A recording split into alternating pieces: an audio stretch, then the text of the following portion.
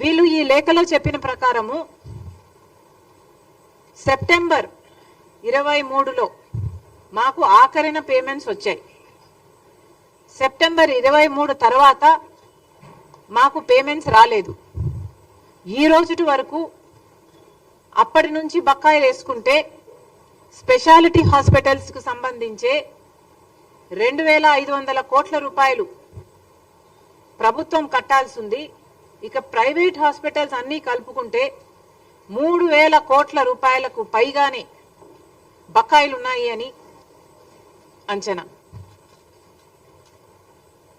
మరి ఇంత అద్భుతమైన ఆరోగ్యశ్రీ పథకానికి జగన్మోహన్ రెడ్డి గారు రాజశేఖర్ రెడ్డి గారు కొడుకయ్యుండి నేను వారసుని అని చెప్పుకుంటూ జగన్మోహన్ రెడ్డి గారు సెప్టెంబర్ 23 తర్వాత ఆరోగ్యశ్రీకి బిల్లులు ఎందుకు కట్టలేదు?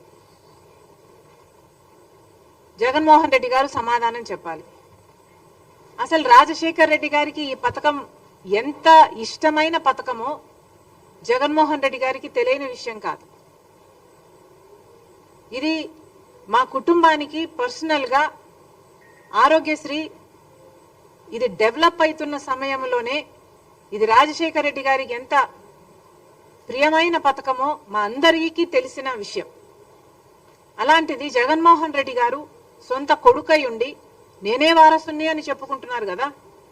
మరి అలాంటప్పుడు రాజశేఖర్ రెడ్డి గారి ఆరోగ్యశ్రీ పథకానికి మీరు బిల్లులు ఎందుకు కట్టలేదో జగన్మోహన్ రెడ్డి గారు సమాధానం చెప్పాలి. సెప్టెంబర్లో లాస్ట్లో 2023 సెప్టెంబర్ 3లో 23కి లాస్ట్ బిల్లు వీళ్ళకి అందిందంట.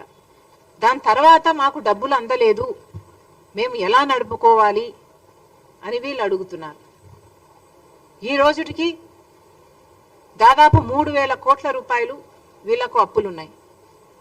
మరి ఇప్పుడు చంద్రబాబు గారు ముఖ్యమంత్రిగా ఉన్నారు. చంద్రబాబు గారు ఆరోగ్యశ్రీ పథకానికి డబ్బులు ఎందుకు చెల్లించటం లేదు?